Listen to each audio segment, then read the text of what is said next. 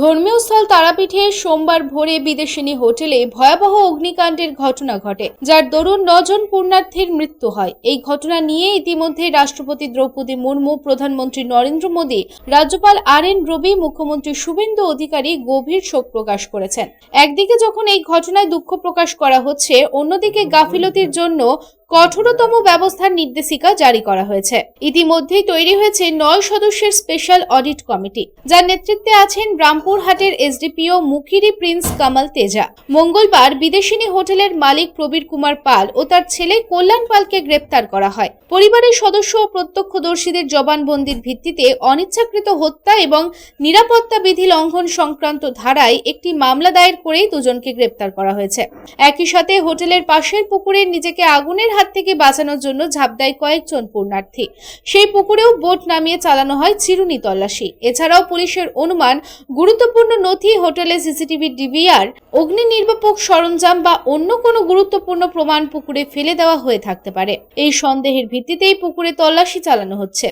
SDPOর নেতৃত্বে গঠিত special audit committee ইতিমধ্যে রামপুরহাট জুড়ে 15টি লজ এবং হোটেলকে বন্ধ করার নোটিশ জারি করেছে।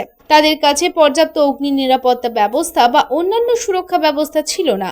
পুলিশ জানিয়েছে, ঘটনার প্রতিটি দিক ও সম্ভাব্য প্রমাণ পুঙ্খানুপুঙ্খভাবে খতিয়ে দেখা হচ্ছে।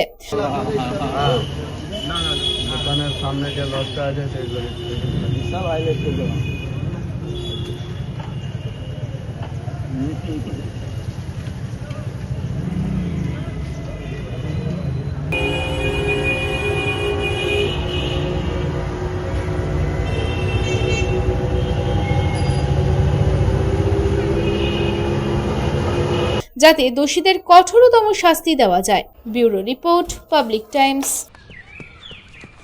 আমার গলু তো খুব অ্যাক্টিভ,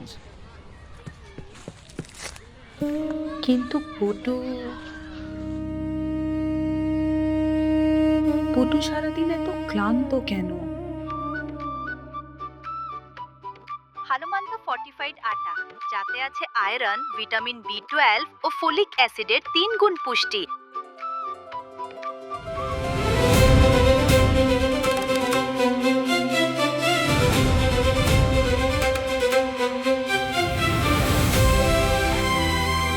এবার আমার পটুও অ্যাক্টিভ, আর তার রহস্য হানুমান্তা ফর্টিফাইড আটা, যাতে আছে আয়রন, ফলিক অ্যাসিড আর ভিটামিন B12 এর গুণ। অস্বাস্থ্যের ছুটি, পুষ্টি করে রুটি।